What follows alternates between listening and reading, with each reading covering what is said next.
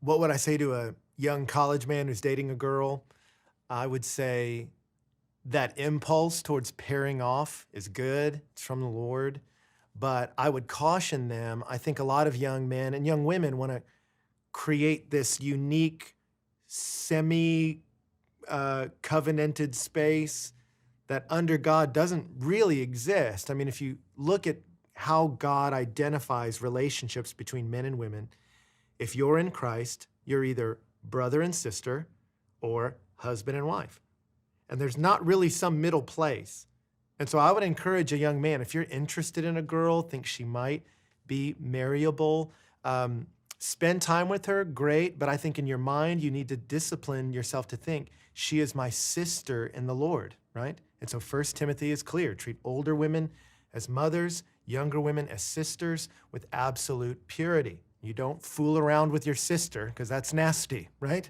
And so you go, I have to treat her with purity. I have to treat her like I would want someone to treat my baby sister, which what would that look like? It would mean they use all their resources to help her be all that she's meant to be under God. So I encourage her to go to church. I encourage her to be around other women who inspire her. I encourage her to pursue the Lord. I celebrate her victories. But I don't try to take that from her or lead her like I'm her husband. I'll talk to young men sometime that was like, I'm dating a girl. How do I lead her? I've already fused our quiet times together. And I'm like, I don't know what that means, man. Like, you're not her leader. You have no stake or claim in her life. She's a sister and you're a brother. Now, are you starting to enjoy time together? Do that. And then I give them Romans, make no provision for the flesh. And so I tell them, hey, be private in public. Spend time with her, but do it with a group of friends.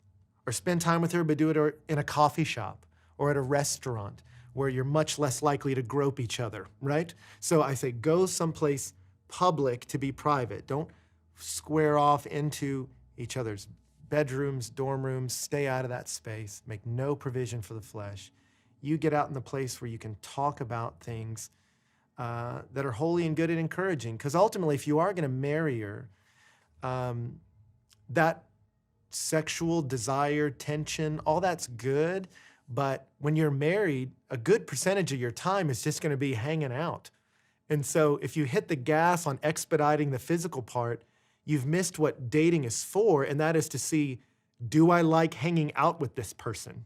So that's the piece I would say, push this one back, right?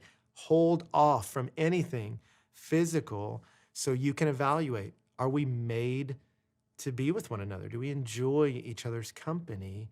Would she be a good friend?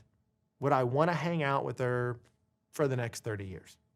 And if that's the case, the physical will naturally follow after you've gone through the covenant of marriage. So that's what I would tell them is live in the tension of you have no claim in her life. Trust her with God. You treat her with purity. And then as you get to know her emotionally, you start to connect and go, I think this is the one. Then you can enter that covenant of marriage and you're off to the races.